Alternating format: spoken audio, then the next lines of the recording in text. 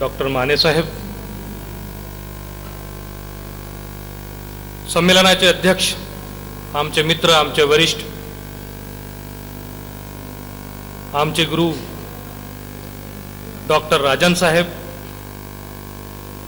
आयोजक प्राध्यापक कानेकरजी, माझे सहकारी ॲडव्होकेट माहेश्वरी, ॲडव्होकेट चिमुरकर, उपस्थित बंधूंनो आणि भगिनींनो,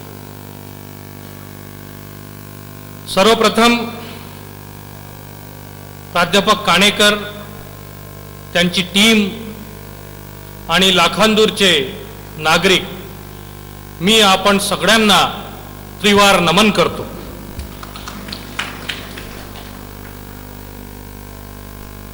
पहिलं नमन यासाठी की आपला राष्ट्रीय ग्रंथ, मार्गदर्शक ग्रंथ, त्याबद्दल चर्चा आपण सतत 14 वर्षांपासून करताय. दुसऱ्यांदा नमन,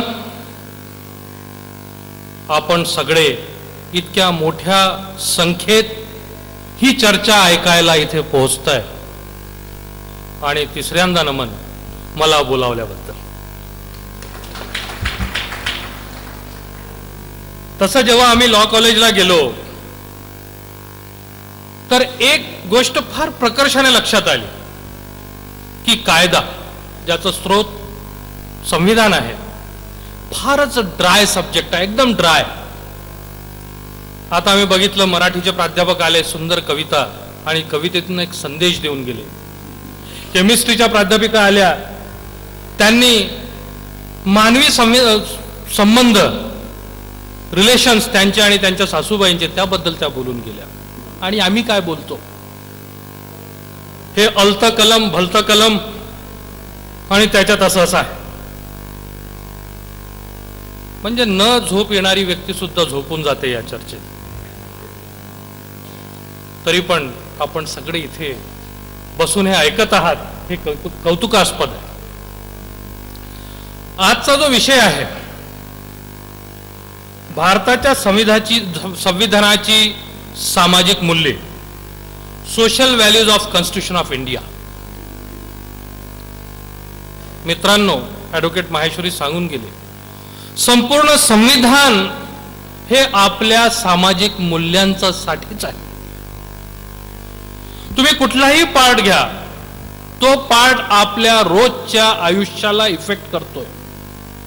आणि रोजच्या आयुष्याला इफेक्ट करणारा भाग हा आमचा सामाजिक भागच असू शकतो, त्याशिवाय काही असू शकत नाही.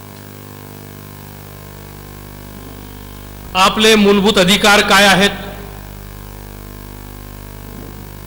आपले मूलभूत कर्तव्य काय आहेत? हे आपल्याला सगळ्यांना माहीत आहे. मूलभूत अधिकारांसाठी, ते मिळवून घेण्यासाठी मागच्या 65 वर्षापासनं, 66 वर्षापासनं आपण सतत किती संघर्ष करतो आहोत, याचे तुम्ही सगळे विटनेस आहात, गवाह आहात. परंतु जी सामाजिक मूल्ये आहेत, ते जपण्याचं कार्य भाग 4 ने केलेले आहे. आणि त्या भाग 4चा मी फक्त एक आर्टिकल घेणार आहोत. मी पूर्ण आर्टिकल्स घेणार नाही. And that is article 39A. कारण माझ्या मते हा फारच महत्वाचा आर्टिकल आहे, डायरेक्टिव्ह प्रिन्सिपल्स. त्या कलमाला हात घालण्याआधी मी तुम्हाला एक मिरर म्हणजे आरसा दाखवू इच्छितो. आम्ही इथे उभे राहून फार जोरजोरात डॉक्टर बाबासाहेब आंबेडकरांचा उद्घोष करतो. बाहेर आम्ही निळे झेंडे, निळ्या शॉल्स, निळे दुपट्टे घालून बाबासाहेब आंबेडकरांच्या संविधानाला कोणी हात लावला तर हात छाटू, असे आम्ही नारे देतो. आपल्यापैकी किती जणांनी संपूर्ण संविधान वाचलेलं आहे? कृपया हात वर करा. मी मोजणार नाही.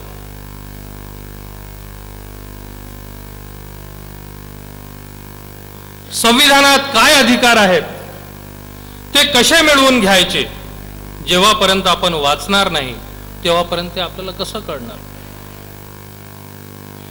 मी मुसलमान म्हणून जन्माला आलो, माझ्या आई वडिलांनी मला कुराण शरीफ दिलं, ते वाचायला भाग पाडलं, नाही वाचलं तर गुरुजी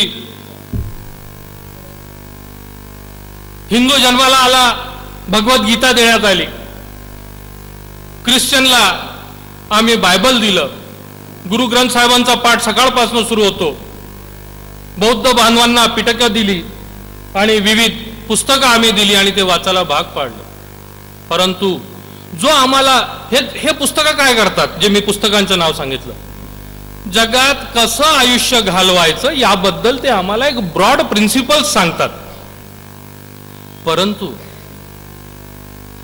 आम्ही संविधान अंगीकारल्यानंतर रोज सकाळी घरातनं बाहेर निघाल्यानंतर घरी परत येईपर्यंत कसं वावरायचं, एकमेकासोबत कसे संबंध ठेवायचे, कुणाचे काय अधिकार आहेत ते आम्ही हिरावू नये आणि आमचे काय अधिकार आहेत ते कुणी हिरावू नये याचं शिक्षण देणारं पुस्तक म्हणजे संविधान, आम्ही त्याचं वाचन करत नाही. कारण धर्माची पुस्तकं हे घरात, एकदा घराचं दार ओलांडलं तर आम्ही म्हटलेलं आहे धर्मनिरपेक्ष, असंच ना, धर्मनिरपेक्ष, फक्त संविधान आणि फक्त संविधान. तर आर्टिकल 14 to 31 म्हणजे आपले मूलभूत अधिकार काय काय असतील, पण ते घ्यायचे कसे?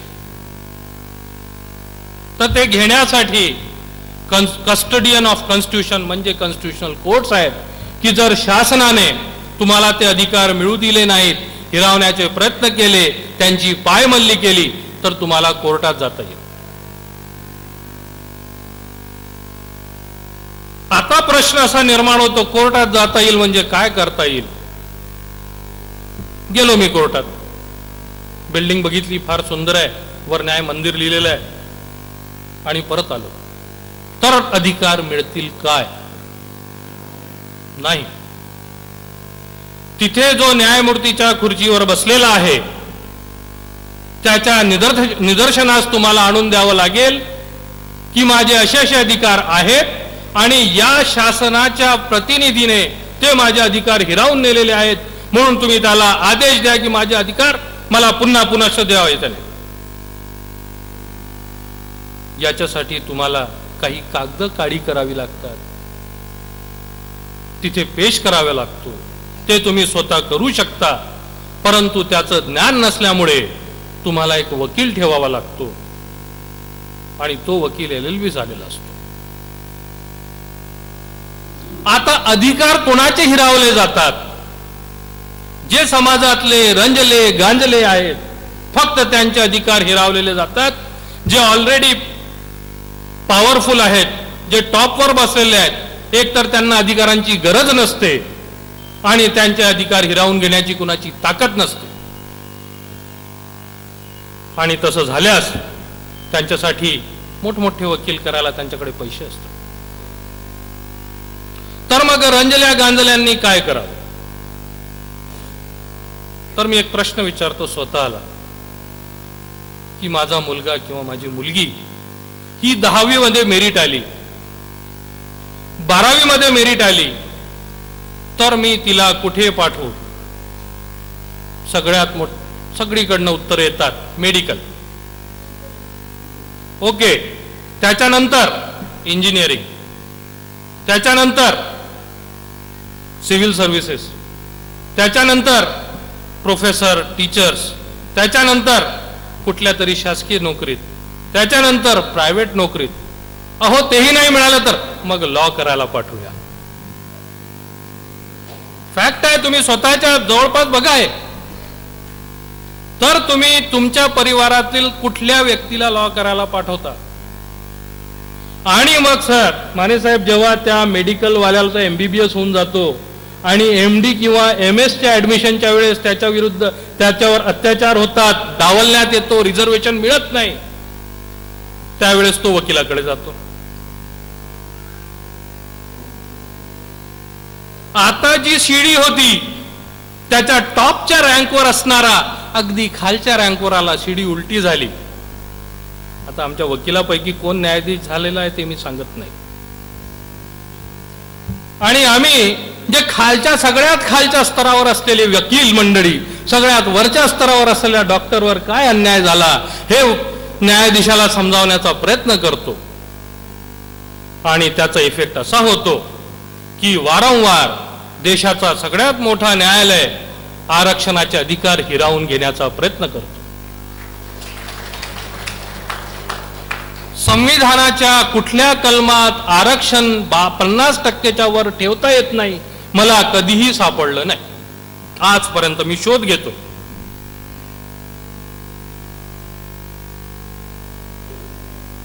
संविधानात कुणी कुठल्या धर्माचा आहे म्हणून त्याला आरक्षण देता येत नाही हे मला कुठेच सापडलं नाही.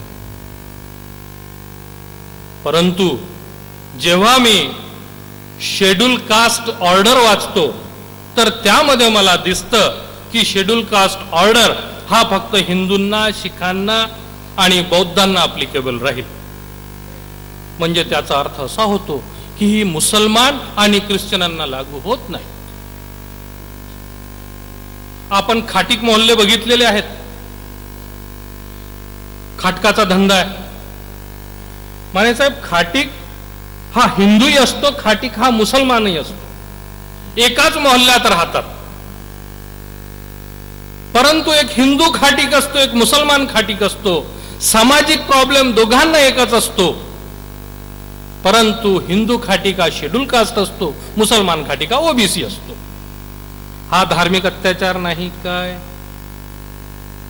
आमचे सफाई कर्मचारी बंधू, सफाई कर्मचारी एकाच मोहल्ल्यात राहतात, एकच काम करतात. परंतु जर तो माझा भाऊ हिंदू भंगी आहे तर तो शेड्यूल कास्ट आहे, आणि तो मुसलमान मेहतर आहे तर तो ओबीसी आहे. तर आता हे जे अत्याचार आहेत, कायदेशीर अत्याचार, यांच्यासोबत भांडण्यासाठी तुम्हाला आपल्यामधनं आपला असा भाऊ की ज्याला तुमचा जो त्रास आहे तो स्वतःचा त्रास समजेल असा निर्माण करावा लागेल. नाही तर पुन्हा शिवाजी महाराजांच्या नावाने आम्ही पेशवाईच घेऊन येऊ. आम्ही इतिहास वाचत नाही. इतिहास पुन्हा पुन्हा आमच्या समोर येतो. जे सामाजिक मूल्य शिवाजी महाराजांनी घातली होती ती पेशवाईत कशी संपली ती मला सांगायची गरज नाही.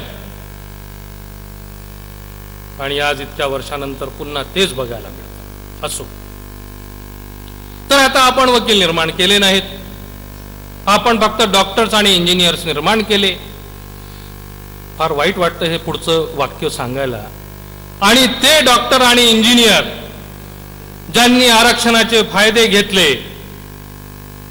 ते पुन्हा मला माझ्या वेटाळात दिसलेच नाहीत. ते त्या त्या रांगेत जाऊन बसले, त्या पंगतीत जाऊन बसले ज्या पंगतीत आम्हाला अजूनही बसता येत नाही, बसू दिल्या जात नाही. तर मग अन्यायाला वाचा फोडण्यासाठी काय? तर आर्टिकल 39A म्हणतोय की कुणावरही ही पाळी येऊ नये की कोर्टात त्याला दाद मागायला जायचं आणि वकील मिळणार नाही. शासनासाठी डायरेक्टिव्ह प्रिन्सिपल्स आहेत की त्यांनी काहीतरी कायदा किंवा योजना अशी करावी की प्रत्येकाला कायदेशीर सल्ला आणि कायदेशीर असिस्टन्स, कायदेशीर मदत ही मिळालाच पाहिजे. काल माझी सकाळ मित्रांनो फारच म्हणजे आनंदाची सकाळ होती. जसं मी पेपर उघडलं, आय वॉज सो हॅपी. काय झालं की जगात एक असा धर्म आहे जो दहशतवादी धर्म आहे. जगात असे एक जमात आहे जी दहशतवादी जमात आहे. त्याच्या तोंडून निघालेलं प्रत्येक वाक्य हे दहशतवादी वाक्य असतं. त्याचं प्रत्येक कृत्य हे दहशतवादी असतं. जस्ट इमॅजिन करा, कुणीतरी डॉक्टर बाबासाहेब आंबेडकरांचं विदाऊट शर्ट, विदाऊट बनियान, पॅन्ट आहे, माफ करा, असा एक कार्टून काढून शहराच्या चौकात लावला. मित्रांनो, तुम्ही काय कराल? त्याचे ते अधिकार आहेत. आणि कोणाच्या धर्मगुरूची, ज्याच्या नावाची तो शपथ घेतो, संपूर्ण नागडे कार्टून्स काढून 100 तुम्ही छापता आणि म्हणता याद राखा, कुणी याच्यावर ब्र म्हणायचं नाही, तो आमचा अधिकार आहे. तर त्या दहशतवादी जमातीचा एक मनुष्य पोलिसांनी पकडला आणि हा आतंकवादी आहे म्हणून त्याला सरळ डांबलं. तो बोंबलत बसला की मी आतंकवादी नाहीये, मी असं काहीही कृत्य केलेलं नाहीये.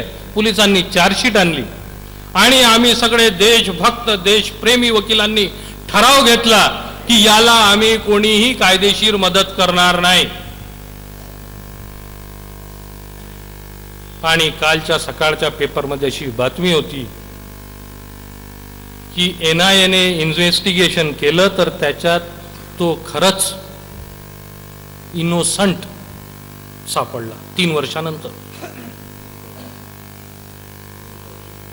निर्दोष, त्याची काहीही चूक नाही. तर अशा वेळेस जेव्हा आम्ही ठरवलं देशभक्त वकिलांनी की याला असिस्ट करायचं नाही, तर मग तो नागरिक नाहीये, त्याचे अधिकार नाहीत, म्हणून आर्टिकल 39A. मित्रांनो, पुष्कळदा असं होतं की अगदी लांबचा लास्ट पर्सन आपल्या आंध्रा बॉर्डरवर कोलाम नावाची एक आदिम जमाती राहते. 2003 मध्ये माझ्या समोर अशी एक केस आली, पेपरला बातमी आली का 150 कोलाम भूकबडी झालेले आहेत. पेपरला बातमी मी वाचली, म्हटलं काहीतरी खोटं आहे, परंतु मन मानत नव्हतं. माझं मूळ यवतमाळ जिल्हा, मी तिथे गेलो, परत याची माहिती घेतली. किशोर तिवारी नावाचे एक कार्यकर्ते आहेत, नेते आहेत, त्यांनी सगळी माहिती पुन्हा संकलन केली आणि खरंच माहीत झालं की त्या कोलामांच्या घरी खायला दाना सुद्धा नव्हता. त्यावेळेस आम्ही कोर्टात आलो, कोर्टात एक पब्लिक इंटरेस्ट लिटिगेशन दाखल केलं. कोर्ट त्याच्यावर विश्वास करायला तयार नाही. त्यांनी एक समिती नेमली, जिल्हा न्यायाधीश त्याचे प्रमुख होते. ती समिती तिथे जाऊन आली, त्यांनी शासनाकडून रिपोर्ट मागवला. शासनाचा रिपोर्ट आला. जस्टिस लोढा जे आता आपले चीफ जस्टिस होते इंडियाचे, ते त्यावेळेस जज होते नागपूरला, त्यांच्या समोर आला. त्यांना मराठी फार चांगली येत नव्हती. ते विचारायला लागले काय या विभागात खोकला हा सगळ्यात मोठा रोग आहे, कारण शासनाच्या लिस्टमध्ये 150 लोक खोकल्याने मेले होते. तर जेव्हा ती केस चालली, त्याच्या एंडमध्ये हे लक्षात आलं की पब्लिक डिस्ट्रीब्युशन सिस्टम, ज्याच्यात आपल्याला रेशन कार्ड्स मिळतात, त्या सिस्टम मध्ये या कोलामांना कधी घेतलेलंच नव्हतं. त्यांची कुठेच एंट्री नव्हती आणि त्यांच्याकडे खायला सुद्धा काही नव्हतं. तर जेव्हा हा लास्ट मॅन येतो, त्याच्यात मला काही पैसे मिळालेले नाहीत, कुठल्याही वकिलाला पैसे मिळालेले नाहीत, परंतु आर्टिकल 39A हे अगदी महत्वाचं आर्टिकल आहे. आणि आपली जी सामाजिक मूल्य आहेत, आपला जो सामाजिक बॅलन्स आहे, त्याला टिकवून ठेवण्यासाठी हे फार महत्वाचं आहे. आणि याचं प्रोटेक्शन करणं हे तुमचं आमचं कर्तव्य आहे. नाहीतर उद्याला एक अमेंडमेंट येईल आणि सगळं नमो नमो होऊन जाईल. मित्रांनो, संविधान निर्मात्यांनी भारतरत्न डॉक्टर बाबासाहेब आंबेडकरांनी त्यांचं वय, त्यांचं आजारपण, त्यांना होत असलेला विरोध, प्राध्यापक कानेकरांनी तिथे डिबेट्स ठेवलेले आहेत. कमीत कमी त्याचं एक व्हॉल्यूम तरी चाळून पहा. प्राध्यापक कानेकरांनी शब्द म्हटलं नाही, कॉमा आणि फुल स्टॉप याच्यावर सुद्धा भांडणं झालेली आहेत. त्यांना किती त्रास झाला असेल. त्यांनी आमच्याकडनं फक्त आपल्याकडनं एकच अपेक्षा ठेवलेली आहे की आपण या संविधानाचे, संविधानिक अधिकारांचे रक्षण करा, त्याला बिघडू देऊ नये. कारण ते बिघडलं की आपण बी बिघडू. कारण फार जोरात तो गाणं वाजून सुरू आहे, आम्ही बिघडलो तुम्ही बिघडा ना. खरंच ते घडले आणि आपण बिघडलो. मित्रांनो, संविधानावरचं मला जे काही म्हणायचं होतं ते संपलं. परंतु जाता जाता माने साहेब, आता डॉक्टर खोब्रागडे आले होते, त्यांनी एक कविता ऐकवली. त्यांच्या कवितेतनं आता हा भाग मी म्हटलं नाही तर असं मला वाटेल की मी माझ्या कर्तव्यात कुठेतरी चूक केलेली आहे. इथे उपस्थित बहुतेक बांधव हे आंबेडकरी बांधव आहेत. मित्रांनो, मी तुम्हाला एक खबरदारीचा इशारा देऊन जातो की